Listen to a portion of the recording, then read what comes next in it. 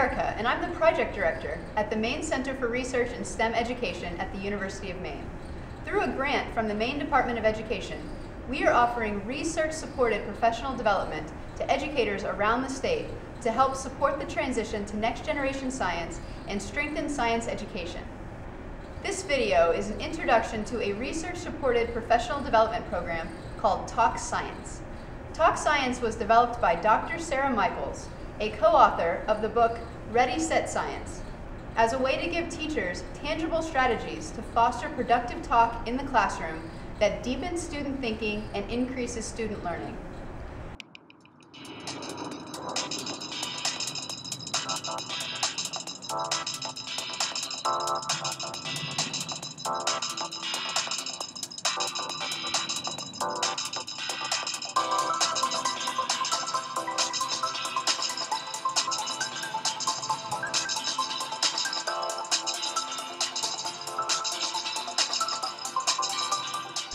Thanks to support from the National Science Foundation and Turk, Talk Science Professional Development is available free of charge in an online, self-paced learning platform that includes a collection of videos showing real classrooms using the talk moves.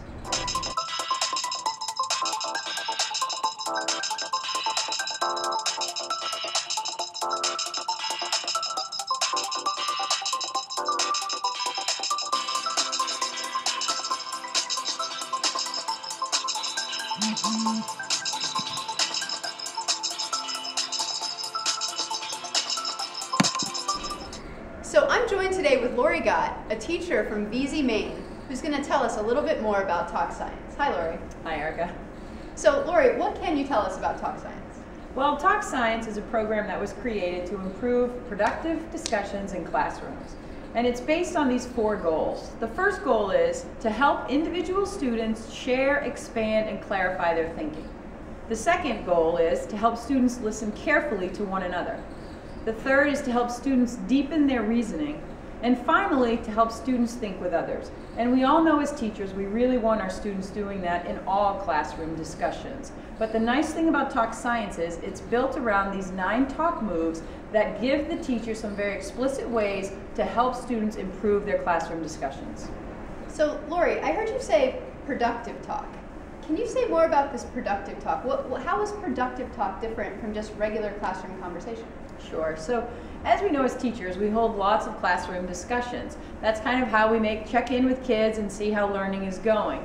And this idea of productive talk is different in the sense that it has some different goals. One of the things that we commonly do as teachers is we do this thing called IRE, where we have this initial question, we wait for a response, and then we evaluate that response. So for example, we may ask a student, so where do rocks come from? And they may say, right, they may raise their hand and I'll call on you and you'll give me an answer, and I'll evaluate that and either say yes or no, or nod my head, or somehow you as a student now know whether your answer was right or wrong, and that's the end of your thinking. And all those other kids didn't get to participate. Exactly. So what we're really trying to do here is to try to get some real rich discussion. So get away from this idea of the teacher evaluating students' responses and have them really evaluate their own ideas and their own thinking. And so with this productive talk in a classroom, there's some different goals that are there for students and the things that they actually are doing in these productive discussions. And some of those are that the students are actually working hard to explain their own thinking. So it isn't just a 1-word or a 2-word response. They actually have to explain their thinking because they want their classmates to know and understand what it is they are thinking. Another is that they're actually willing to take these risks, which a lot of times in classrooms it's hard to take risks, and your quiet students sometimes don't do that. Another is that they connect their ideas to each other's ideas. So they're actually building ideas as a collective group, and as we know, that's how we all learn. And one of the last things is students ask for clarification from other students when they don't understand, which again is very different than the teacher directing all of this with evaluating their answers. So Lori, I don't know if you caught this, but I actually used the talk move on you in that last question. I know. So, okay, but here's the real question. Here's what teachers want to know. We all know that time is so limited in the classroom. Teachers have so many demands on them, the things they have to teach, especially those mandatory ELA and math blocks that just have to be part of the day. How can a teacher do this, and why should they? Well, that's a really great question, because we know, especially in those elementary classrooms, the ELA and the Math Common Core are really the big focus. And so when we're now asking teachers to do something else, they want to know, why should I? And that's a great question. And I would say the biggest reason is because this carries over into all subjects. And it hits a lot of those math and ELA Common Core practices.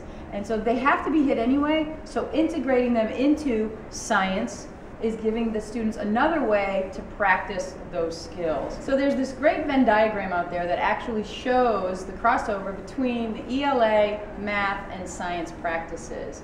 And when you look at that in the center, you can really see that you can hit a lot of those practices by doing science. And we know that we can do this seamlessly where it actually makes sense and they're already covering then the math and the ELA while they're doing the science. And we know teachers want to teach science. We know that they really have wanted to do that, but they just haven't had time. And so what this does is it allows them a way to integrate that math and that ELA into the science. And even if they're only doing science, 20 or 30 minutes at a time, they're double dipping here. And that's what we all need to be doing as teachers. We need to be teaching kids, how do we do these practices embedded in other subject areas.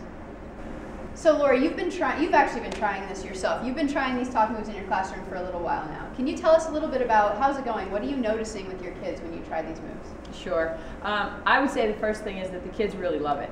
They love being able to have these classroom discussions where the norms are already set, they understand, they're working on giving each other eye contact, they're restating, and through my guidance, through using these talk moves, I'm getting much richer answers, and I'm getting those quiet students to actually engage in these classroom discussions. And one of the things that I think I really like the most about it is asking students to restate what someone else said is a very safe way for someone who really isn't very confident about their thinking or their answers to be engaged in the conversation that's happening in the classroom. And it builds that confidence for them to then initially add their ideas.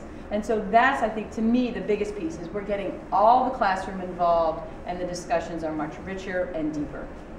Yeah, I'm hearing the same from teachers I've been talking to, that when they really give kids a chance to think out loud and process their ideas and then build on each other's ideas, the richness of the conversation, the deep level of thinking has been really impressive, I think, to all the teachers who have been doing this program. And the kids are actually listening now. They're listening to each other. They aren't thinking about what they're going to say, because they're thinking about what is my classmate saying that's going to help my idea, and maybe my idea I can build off their idea, which is a whole new way of having classroom discussions. And engaging more kids. Exactly. So Lori, I just really want to see this in action now. Is there a way we can show the viewers what this really looks like in a classroom? Yes, so let's watch a video of a 4th grade classroom where they've been studying volume and weight. And they've been doing an activity where they're trying to see if 2 cubes that are the exact same volume but different weights are going to raise the water level different heights.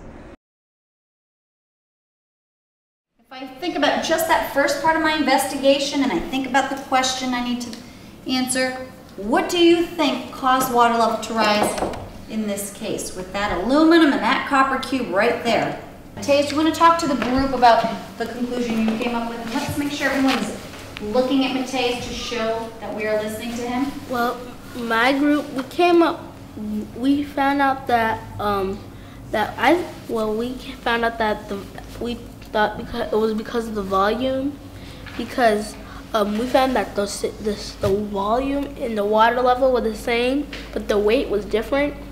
And I thought that if the weight was there's more weight in the copper cube than the aluminum cube, then I think it just should depend on the volume, because the weight, if it was more, if the copper cube is more, then it would have more volume if it really depended on the weight.